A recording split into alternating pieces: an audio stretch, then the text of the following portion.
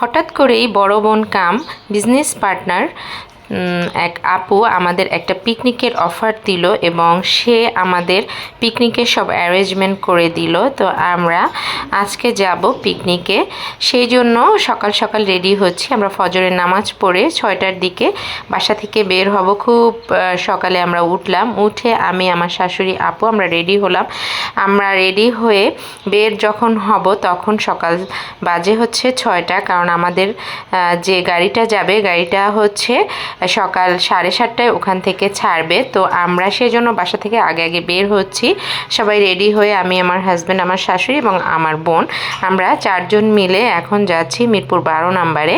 আমরা যাব একটা পিকনিকে এবং পিকনিকটা হচ্ছে একটা রিসোর্টে, মুন্সিগঞ্জের একটা রিসোর্টে, মেঘনা ভিলেজ রিসোর্ট। তো আমি যেহেতু রিসোর্ট শুনেছি সেই জন্য যেতেও একটু আগ্রহী হলাম। আমরা যখন সকালে বের হয়েছি তখনও সূর্য ওঠেনি, একদম অন্ধকার। আমার হাজব্যান্ড এবং আমার আপু সামনে বের হয়ে একটা সিএনজি নিলাম, নিয়ে আমরা মিরপুর 12 নম্বর আসলাম।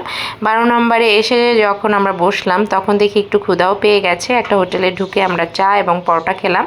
ওখান থেকে এই বিআরটিসি বাসগুলোতে আমরা উঠেছি। এরকম 7টা বাস গিয়েছে ওই পিকনিকে, দোতলা বাসগুলো। আমরা একদম খুব সুন্দর ফ্রন্টের একটা জায়গায় বসেছি এবং খুবই সুন্দর প্লেসে আমাদেরকে ওনারা দিয়েছে।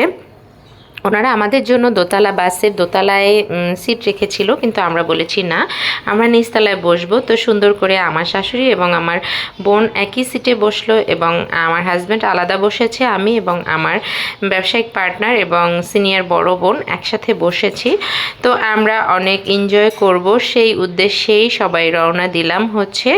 তো আল্লাহর নাম নিয়ে খুবই মজার একটা টাইম পাস করব। অনেক দিন হলো কোথাও যাইনি। তো আমাদের গাড়ি মিরপুর 12 থেকে স্টার্ট করলো। বিভিন্ন জায়গায় বিভিন্ন স্পটে লোক উঠাতে উঠাতে আমরা এখন যাচ্ছি মেঘনা ভিলেজ রিসোর্টে। তো হচ্ছে আমাদেরকে পথিমধ্যে ওনারা টিকিট দিলেন, দুপুরের খাবার, সকালের নাস্তা, বিকেলের নাস্তা। তো এখন আমাদেরকে সকালের নাস্তা দিচ্ছেন। সকালের নাস্তায় ওনারা দিয়েছিলেন, খুব ভালোভাবেই ওনারা অর্গানাইজ করেছেন, আমার খুব ভালো লেগেছে।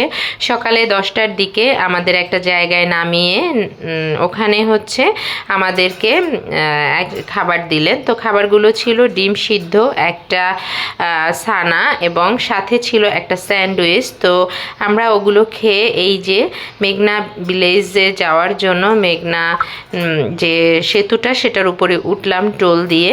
সেখানে দেখলাম অনেক বড়ই মেঘনা ইয়াটা। তো এরপরে আমরা ওরকম করে অনেকক্ষণ গাড়িতে বসে থাকতে থাকতে এসে পৌঁছালাম মেঘনা ভিলেজ রিসোর্টে। এখন আমরা এই রিসোর্টের ভিতরে ঢুকবো। তো জায়গা বেশি ছিল না, আমাদের জার্নিটাও অনেক সুইটেবল ছিল, জার্নি করতে অনেকটা কষ্ট হয়নি। আমরা এখন ঢুকছি মেঘনা ভিলেজ রিসোর্টে। চলুন দেখি রিসোর্টের ভিতরে কি আছে। বাচ্চাদের জন্য এটা খুব সুন্দর একটা জায়গা হবে। যারা হচ্ছে আশেপাশে খুব সুন্দর একটা মনোরম পরিবেশ খুঁজছেন, কিছু সময়ের জন্য বাচ্চা কাচ্চা নিয়ে সময় কাটাতে চাচ্ছেন, তারা এমন একটা জায়গায় যেতে পারেন। আমার কাছে অল্প সময়ের মধ্যে, অল্প জায়গার মধ্যে খুব সুন্দর একটা স্পট মনে হয়েছে। অনেক সুন্দর সুন্দর ছবি তোলার স্পট রয়েছে। ওদিকে বাচ্চাদের বিভিন্ন রাইড রয়েছে, সুইমিং পুল রয়েছে এবং রেস্ট নেওয়ার জন্য কিছু রেস্ট হাউসের ব্যবস্থা তারা করে রেখেছে এবং বাচ্চাদের খেলার জন্য অনেক বড় বড় স্পট করে রেখেছে, সাথে রেখেছে হেলিপোর্ট। এবং আমরা যে অনুষ্ঠানে গিয়েছিলাম সেখানে ওনারা প্রায় 1000 লোকের অ্যারেঞ্জমেন্ট ছিল। সেখানে ওনারা খুব সুন্দরভাবে অর্গানাইজ করেছেন, একটা মাঠে বিশাল প্যান্ডেল করেছেন এবং খাবারের জন্য আলাদা আলাদা দুটো প্যান্ডেল করেছেন এবং ছবি তোলার জন্য খুব সুন্দর সুন্দর জায়গা রয়েছে। আর যদিও আমি অত সুন্দর ছবি তুলতে পারিনি, কারণ স্পটটা ঘুরে দেখতে দেখতে আর সময় হয়ে ওঠেনি। তো যাই হোক, আমরা এখন আস্তে আস্তে বিভিন্ন স্পটগুলো ঘুরছি। এখানে নাগরদোলা রয়েছে, বাচ্চাদের বিভিন্ন রাইড রয়েছে, তারপরে হচ্ছে দোলনা রয়েছে। তো ওনারা হচ্ছে অনেক সুন্দর করে একটা স্টেজ করেছেন, সেখানে অনুষ্ঠানের জন্য বিভিন্ন অ্যারেঞ্জমেন্ট করে রেখেছেন, র্যাফেল রোড রেখেছেন এবং চা ও কফি খাওয়ার জন্য একটা স্পট রেখেছেন, যেখানে চা কফি দুটোই আপনারা খেতে পারবেন। এখানে একটা নৌকা আছে, যে নৌকাটা এদিক ওদিক ধুলে, যদিও এটা উঠলে আমার অনেক ভয় লাগে, আমি উঠিনি। যারা উঠেছে তাদেরকে দেখেছিলাম। এবং ওরা মাঠের মধ্যে খুব সুন্দর করে চেয়ার টেবিল রেখেছেন যাতে সুন্দর করে সবাই বসতে পারে, এবং বাচ্চাদের বসার জন্য ছোট ছোট ঘেরা দোলনা রয়েছে। দোলনাগুলো এত সুন্দর, দেখুন দুইটা মানুষের মুখের মধ্যে একটা বসার জন্য বেঞ্চি করে রেখেছেন, এবং দোলনা রয়েছেন আমার শাশুড়ি এবং আমার আপুকে আবার আমি একটু দোলনায় বসালাম এবং বললাম দোল দেন। ওনারা অনেক মজা পাচ্ছিল। অনেক দিন পরেই আমরা সবাই বের হলাম। অনেক দিন বাসায় থাকতে থাকতে আসলে ঠান্ডা কাশি বিভিন্ন সমস্যার কারণে কোথাও বের হওয়া হয় না। তো এখন আমরা আসছি একটু ফ্রেশ হওয়ার জন্য। ওনারা ফ্রেশ হওয়ার জন্য 4টা রুমও বুকিং দিয়ে রেখেছিলেন, মহিলাদের জন্য 2টো এবং পুরুষের জন্য 2টো। তো আমরা এই রুমগুলোতে ঢুকলাম। ঢুকে প্রথম রুমটা খুব একটা পছন্দ হলো না, মানুষের অনেক গ্যাদারিং ছিল। তারপর দ্বিতীয় রুমটাতে ঢুকলাম।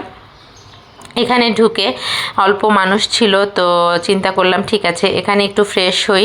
সবাই বাথরুম টাথরুম সারলো এবং আমরা বসে কিছুক্ষণ কথা টথা বললাম, বলে তারপর সবার সাথে পরিচিত হলাম। রুমের ভিতরে খুব সুন্দরভাবে কেউ যদি রাত্রেও থাকতে চান সে ব্যবস্থাও তাদের মেবি ওখানে আছে। রুম রয়েছে, প্রত্যেকটা রুমের সাথে বাথরুম রয়েছে এবং 2টো করে বেড রয়েছে। ফ্যামিলি নিয়েও যদি কেউ যেতে চান সেটাও যেতে পারবেন। তো ওভারঅল মিলিয়ে জায়গাটা অনেক সুন্দর ছিল, ভালোই লেগেছে।